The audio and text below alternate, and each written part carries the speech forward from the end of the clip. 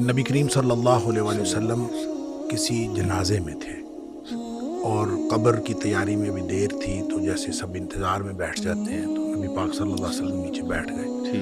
آپ کے ہاتھ میں ایک چھڑی تھی صحیح. اور آپ زمین میں جیسے آدمی کچھ سوچ رہا ہوتا ہے تو ساتھ ساتھ ایسے تو پھر آپ نے اس موقع پر ایک بات ارشاد فرمائی. اچھا. پھر آپ نے دونوں کیفیتوں کو الگ الگ بتایا. آپ نے فرمایا جب مومن کی روح نکلتی ہے تو فرشتے آتے ہیں، ملک الموت جنت سے کفن لے کے آتے ہیں. صحیح.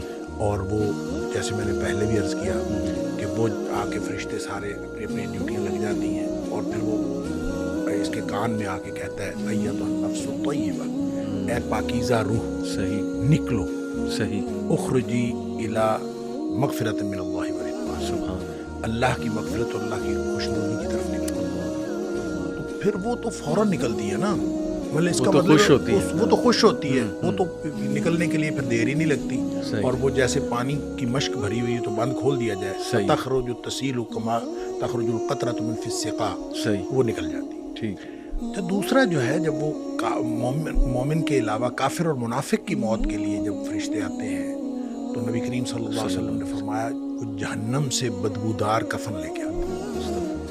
اب اس طرح ڈیوٹیاں لگ جاتی ہیں، سب بیٹھ جاتے ہیں تو وہ جو ملک الموت ہے وہ اس کے کان میں آ کے کہتا ہے ایتھا النفس الخبیثہ، اے ناپاک روح نکلو، اخرجی باہر نکلو، الی سخط من اللہ و غضب، اللہ کی ناراضگی اور اللہ کے غضب کی طرف نکلو. اللہ کی ناراضگی اور اللہ کا غضب تیرا انتظار کر رہا ہے.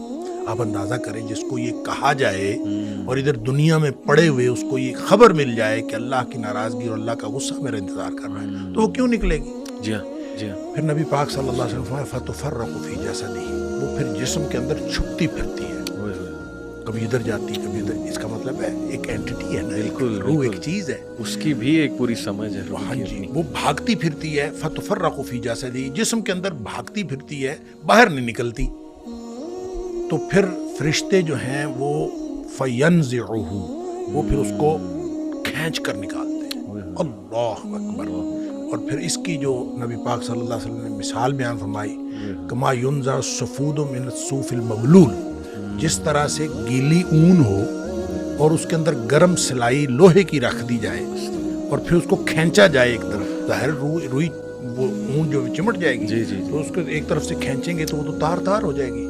فرمایا اس طرح فرشتے جو ہے اس کی جان نکالتے ہیں. قرآن کہتا ہے وَالنَّازِعَاتِ غَرْقًا، ڈوب کر کھینچ لینے والے فرشتوں کی قسم. سبحان اللہ. وَالنَّاشِطَاتِ نَشْطًا، اور بند کھول دینے والے فرشتوں کی قسم.